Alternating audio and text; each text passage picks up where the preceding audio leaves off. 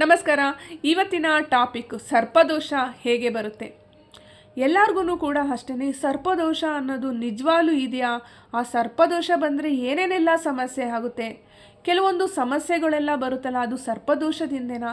ನಾವು ಜಾತಕವನ್ನು ತೆಗೆದುಕೊಂಡು ಹೋದಾಗ ಅಥವಾ ಎಲ್ಲಾದರೂ ಒಂದು ಕಡೆ ನಾವು ಶಾಸ್ತ್ರವನ್ನು ಕೇಳಿದಾಗ ಅಲ್ಲಿ ಸರ್ಪದೋಷದ ಬಗ್ಗೆ ಹೇಳ್ತಾರಲ್ಲ, ಅದು ನಿಜವಾಗ್ಲೂ ಕೂಡ ನಮಗೆ ತಾಗುತ್ತಾ? ಈ ಸರ್ಪದೋಷ ಅನ್ನೋದು ಹೇಗೆ ಬರುತ್ತೆ ಅನ್ನೋದು ಇವತ್ತಿನ ಟಾಪಿಕ್. ನೋಡಿ, ಈ ಸರ್ಪದೋಷ ಅಂತ ಅನ್ನೋದು ಈಗಿನ ಕಾಲದಲ್ಲ, ಮೊದಲಿನಿಂದನೂ ಕೂಡ ಅಷ್ಟೇ ಸರ್ಪದೋಷದ ಬಗ್ಗೆ ಹಲವಾರು ಉಲ್ಲೇಖ ಇದೆ. ಆ ಸರ್ಪಗಳಿಗೆ ಯಾರಾದರೂ ಏನಾದರೂ ಸಮಸ್ಯೆ ಮಾಡಿದಾಗ ಆ ಒಂದು ದೋಷ ಪ್ರತಿಯೊಂದು 12 ತಲೆಮಾರಿನವರೆಗೂ ಕೂಡ ಕಾಡುತ್ತೆ ಅಂಥೇಳಿ ಉಲ್ಲೇಖನೂ ಇದೆ. ಮತ್ತು ಜೊತೆಯಲ್ಲಿ ಆ ಒಂದು ಎಕ್ಸ್ಪೀರಿಯನ್ಸ್ ಇವಾಗಲೂ ಕೂಡ ಜನಗಳು ಮಾಡ್ತಾ ಇದ್ದಾರೆ. ಈಗ ನಾವೇನೋ ತಪ್ಪು ಮಾಡಿರೋದಿಲ್ಲ, ಯಾವ ನಾಗಗಳಿಗೂ ಕೂಡ ಏನೂ ಕೂಡ ತೊಂದರೆ ಕೊಟ್ಟಿರೋದಿಲ್ಲ, ನಾಗನ ಆರಾಧನೆಯನ್ನು ಮಾಡ್ಕೊಂಬರ್ತಿರ್ತೀವಿ.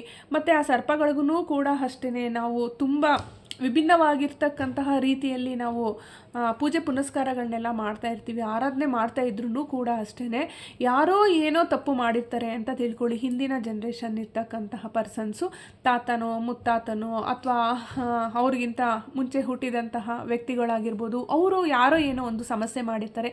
ಆ ಒಂದು ಸಮಸ್ಯೆ ಏನಾಗುತ್ತೆ ಅಂತ ಅಂದರೆ ನೆಕ್ಸ್ಟು ಇವಾಗ ಮಕ್ಕಳು, ಮರಿ ಮಕ್ಕಳು, ಮೊಮ್ಮಕ್ಕಳು, ಹೀಗೆ ಎಲ್ಲ ಕಂಪ್ಲೀಟಾಗಿ ಆ ಒಂದು ಜನ್ರೇಷನ್ ಸಮೇತವಾಗಿ ಅದು ಹೋಗ್ತಾ ಇರುತ್ತೆ. ಆ ಒಂದು ದೋಷ ಕಾಡದೆ ಬಿಡುವುದಿಲ್ಲ. ಆ ಒಂದು ದೋಷದಿಂದ ಅನೇಕ ಸಮಸ್ಯೆಗಳು ಬರುವಂತಹ ಸಾಧ್ಯತೆ ಇರುತ್ತೆ. ಸಮಸ್ಯೆಗಳನ್ನು ಇವತ್ತಿಗೂ ಕೂಡ ಕೆಲವರು ಅನುಭವಿಸ್ತಾ ಇರ್ತಕ್ಕಂಥದ್ದನ್ನು ನೋಡಬಹುದು.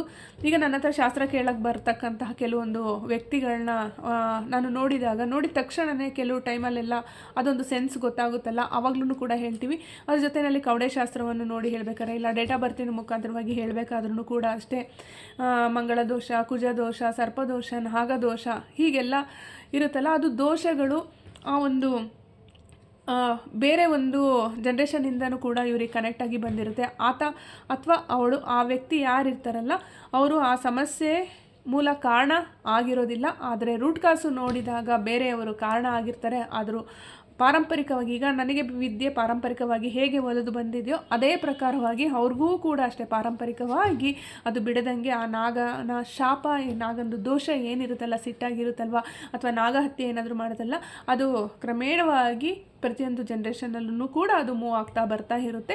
ಆಗ ಸಮಸ್ಯೆಗಳು ಅವರು ಅನುಭವಿಸ್ತಾರೆ. ಫೈನಾನ್ಷಿಯಲಿ ಸಮಸ್ಯೆ ಆಗಿರ್ಬೋದು, ಮದುವೆ ವಿಳಂಬ ಆಗಿರ್ಬೋದು, ಮದುವೆ ಆದ್ರೂ ಡೈವರ್ಸ್ ಆಗ್ಬೋದು, ಮತ್ತು ಮದುವೆ ಆದ್ರೂ ಗಂಡ ಹೆಂಡತಿ ಅನ್ಯೋನ್ಯವಾಗಿ ಇರೋದಿಲ್ಲ.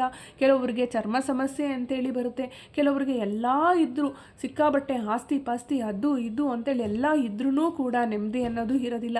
ಈ ಥರದ ಒಂದು ಸಮಸ್ಯೆಗಳು ಕಾಡ್ತಾ ಹೋಗುತ್ತೆ. ಇದೆಲ್ಲ ಆ ಒಂದು ನಾಗನ ಒಂದು ಕೋಪ ಏನಾದ್ರು ಇತ್ತಪ್ಪ ಅಂತ ಅಂದರೆ, ದೋಷ ಇತ್ತು ಅಂದರೆ, ಅದೇನಾದ್ರು ಶಾಪ ಕೊಟ್ಟಿದ್ರೆ ಹೀಗೆ ಪ್ರತಿಯೊಂದು ಜನ್ರೇಷನ್ನು ಮುಂದುವರ್ಸ್ಕೊಂಡು ಅದು ಬರ್ತಾನೆ ಇರುತ್ತೆ. ಹೀಗಾಗಿ ಸರ್ಪದೋಷ ಬರುವಂತಹ ಸಾಧ್ಯತೆ ಇರುತ್ತದೆ. ನೋಡಿದ್ರಲ್ಲ, ಇವತ್ತಿನ ಈ ವಿಡಿಯೋ ಇಷ್ಟದ ಲೈಕ್ ಮಾಡಿ. ಇನ್ನಷ್ಟು ವೀಡಿಯೋಸ್ಗಳು ನೋಡಬೇಕಂದ್ರೆ ಸಬ್ಸ್ಕ್ರೈಬ್ ಮಾಡ್ಕೊಳ್ಳಿ. ನೆಕ್ಸ್ಟ್ ಇನ್ನೊಂದು ಒಳ್ಳೆಯ ವಿಡಿಯೋದೊಂದಿಗೆ ಭೇಟಿಯಾಗೋಣ. ನಮಸ್ಕಾರ.